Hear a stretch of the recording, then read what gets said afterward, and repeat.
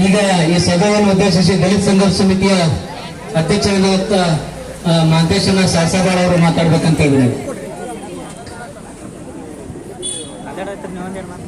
ಕರ್ನಾಟಕ ರೈತ ಸಂಘ ಇವತ್ತಿನ ದಿನ ಏನು ಕಬ್ಬಿಗೆ ಬೆಂಬಲ ಬೆಲೆಯನ್ನು ಘೋಷಿಸಬೇಕೆಂದು ಈ ಒಂದು ಹೋರಾಟದಲ್ಲಿ ನೇತೃತ್ವ ವಹಿಸಿದಂತಹ ಜಿಲ್ಲೆಯ ಎಲ್ಲ ನನ್ನ ರೈತ ಮಿತ್ರರಿಗೆ ನಮಸ್ಕರಿಸುತ್ತಾ, ಅದರ ಜೊತೆಯಲ್ಲಿ ಈ ಧರಣಿ ಸತ್ಯಾಗ್ರಹದಲ್ಲಿ ಸ್ವಾಮೀಜಿಯವರು ಕೂಡ ಉಪಸ್ಥಿತರಾಗಿದ್ದಾರೆ.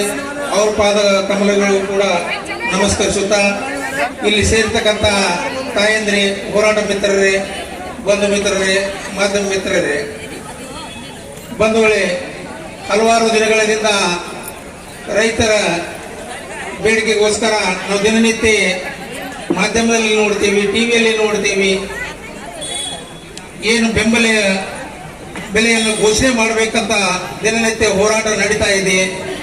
ಕೂಡಲೇ ಸರ್ಕಾರ ಎಚ್ಚೆತ್ತುಕೊಂಡು ಈ ಒಂದು ಹೋರಾಟಕ್ಕೆ ಬೆಂಬಲ ಬೆಲೆಯನ್ನ ಘೋಷಣೆ ಮಾಡಬೇಕು.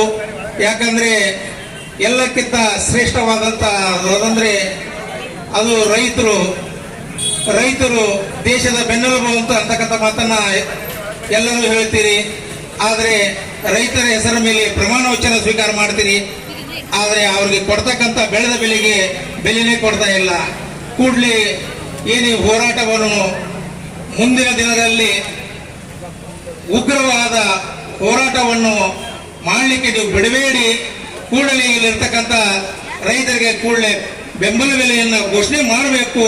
ಮಾಡದೇ ಇದ್ದ ಪಕ್ಷದಲ್ಲಿ ಎಲ್ಲರೂ ಕೂಡ, ಈಗ ನಾವು ಹೋರಾಟ ಮಿತ್ರರು ಹೇಳಿದ್ರು, ಒಮ್ಮೆ ನಾವು ರಾಷ್ಟ್ರೀಯ ಹೆದ್ದಾರಿಯನ್ನು ಬಂದ್ ಮಾಡ್ತೇವೆ, ನಾವು ಜೈಲು ಬರೋ ಚಳವಳಿ ಕೂಡ ಮಾಡ್ತೇವೆ, ವಿಧಾನಸೌಧ ಕೂಡ ನುಗ್ತೇವೆ ಅಂತಕ್ಕಂಥ ಮಾತನ್ನ ಹೇಳಿದ್ರು.